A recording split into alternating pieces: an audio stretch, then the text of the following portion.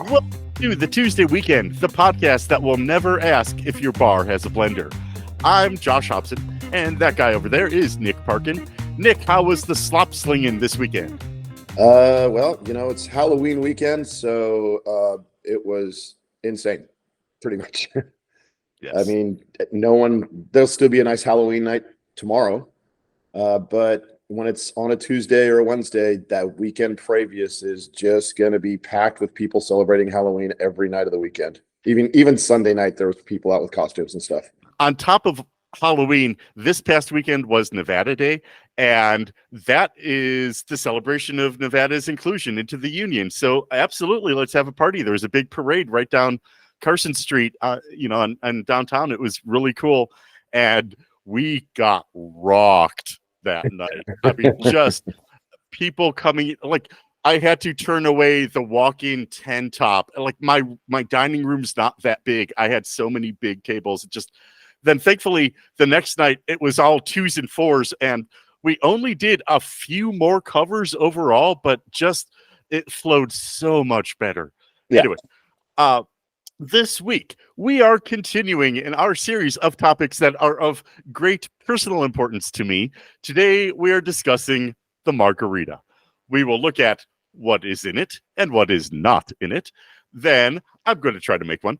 And then to conclude, I actually have a little bit of a rant about a coworker, something he did yesterday. And then we, of course, will do our weekly restaurant shout-outs. But let's get into it. The history of the margarita.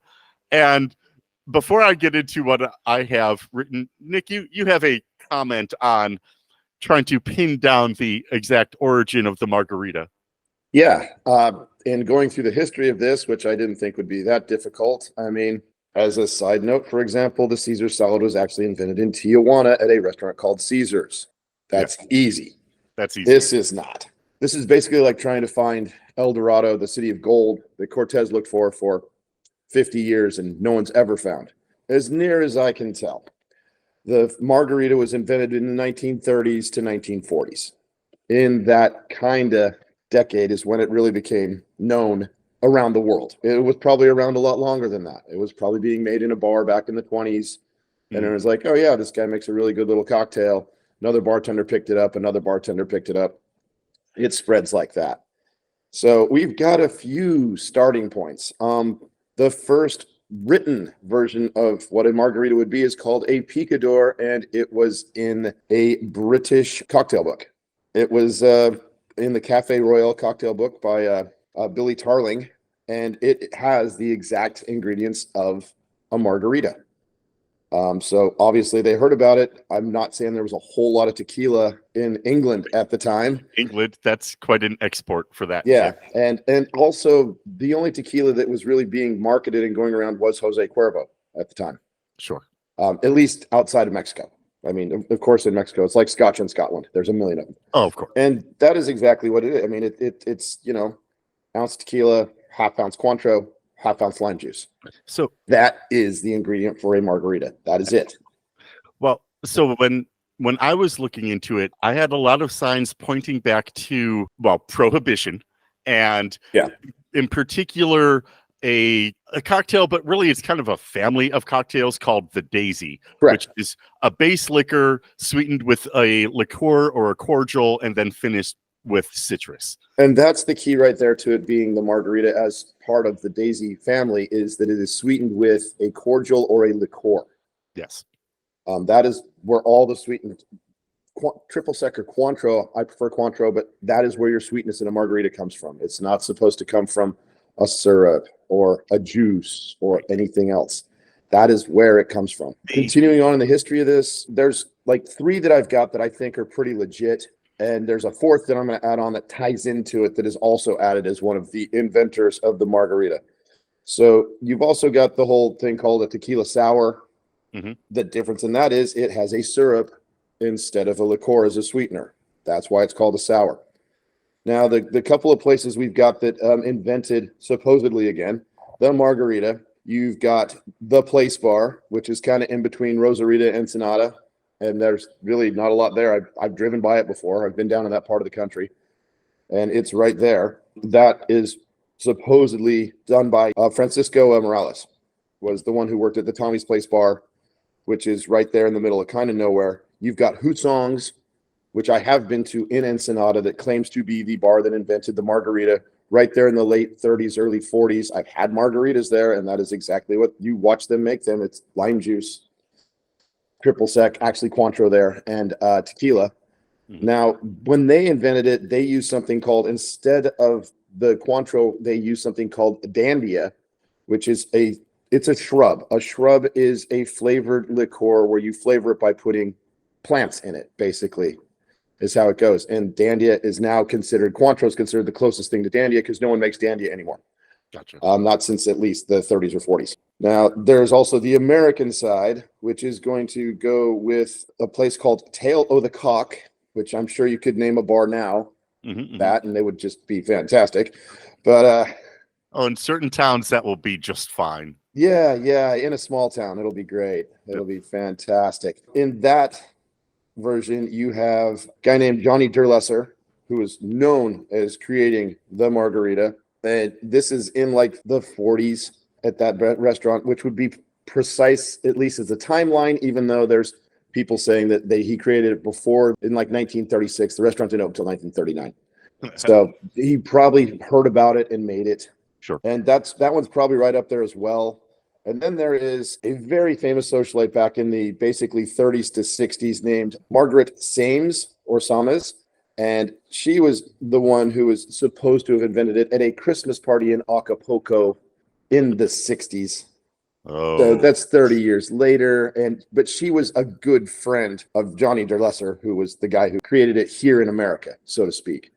So, I mean, I'm going with Tommy's Place, or not Tommy's. I'm going with The Place, and I'm going with Hobson's as the two places that probably internationalized the margarita. Well, right, exactly. I think as difficult as it might be to pin down who the first bartender to put these three ingredients into the glass together was, we can definitely credit these places for popularizing them, for Correct. making them well and spreading the word, or having their clientele spread the word. Well, in my research, I came across another drink that in the 30s and 40s seemed to have a similar popularity, but has really died off since, and that is a Toreador, which is still tequila and citron, which is somewhere between lemon and lime on that citrus family. But instead of the sweet orange element, they use an apricot brandy, which I've never tried one, but it actually sounds pretty good. It's going to have some bite from the brandy, but yeah, that does sound pretty nice. Sure. Something else to note, and we'll go through ingredients later. But yeah, I'll go with the ingredients when we get to it, because there are regional differences in the ingredients. The limes alone that we use in America versus the limes they use in South America are entirely different from each other in flavor, texture, skin, everything. Sure. So, but yeah, I mean, the margarita's got a pretty long and varied history, and we've seen it around forever. It is super popular. I make one every single night I've bartended in my entire life. Every single day I make a margarita. Sure. I mean, it's a drink you have to know how to make as a bartender and properly. Yeah. And that's probably where we are going to delve into the variations. Now, before we get into that, I need to state, and you've probably noticed from our other podcasts, I am a traditionalist when it comes to cocktails. If this is how it was written down in 1865, that's how I'm going to make it. And if you want to change it up a little bit, then that is a variation. If you substitute or change an ingredient or eliminate an ingredient, you are no longer making that cocktail. You are making a variation of that cocktail. And we will get into this in the next segment when we start talking about ingredients, but that's where we get the Tommy's Margarita, which back in San Francisco in the 90s, it was the first person to start putting, well, Tommy's was the bar, not the bartender, but the first bar to start putting agave syrup as the sweet element in. And so, sure, you could call it a Tommy's Margarita, but it is not a margarita. It's not. It was called a Tommy's Margarita in the 90s. I worked in the 90s. We made Tommy's Margaritas at bars I was at because people wanted a sweeter margarita, but it was called a Tommy's Margarita. It wasn't called a margarita and then having people change it to, oh, I want a skinny margarita. It was just called a Tommy's Margarita. But again, as you alluded to, that really kind of shifts it over then into technically a tequila sour. Sour, yeah. And yeah, I mean, when you it's a fine drink, nothing against that, but it's just not a margarita. No, it's a margarita is supposed to be tart with a little tiny essence of sweetness. It's great if you're in Ensenada, if you're in central Mexico. It's great when it's hot and humid. I mean, it's a fantastic cocktail. The only thing that even comes close is probably a Paloma, which is, again, great. When it's hot, you can drink those like water, and you don't even really feel drunk. Tequila and citrus. Yeah. Because they work well together. They work well together. Also, on a side note, when I worked at Frida Bistro in Salt Lake, I made up margarita variations. Mhm. I won drink of the year with a margarita variation Oh, cool. in City Weekly. What'd you put in it? It was a mango habanero. Oh, sure. So I was using the juices or the fruit stuff you get frozen, the perfectly puree stuff. Oh, yeah. So yeah, I was using that, but the secret was I was also blending into the mix red bell pepper because I wanted to get that kind of pepper flavor and stuff, and all the puree and everything was just like a sweet kind of syrupy thing, and I didn't think that was true to the margarita. So it also gave it a nice bright orange color versus the yellow color you get from the mango. Oh, I'm sure. So yeah, no, it was really, I mean, we did that. We did a roasted pineapple pine nut margarita.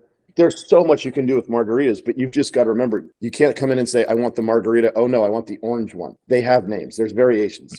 You ask for a variation. Well, we're going to take our first quick break here. Everybody, if you want to put comments below about love for margaritas, let's do that now. And in the next segment, we're going to really kind of dive into everything that goes into a classic margarita and the things that do not belong in there. So stay tuned. We'll be right back.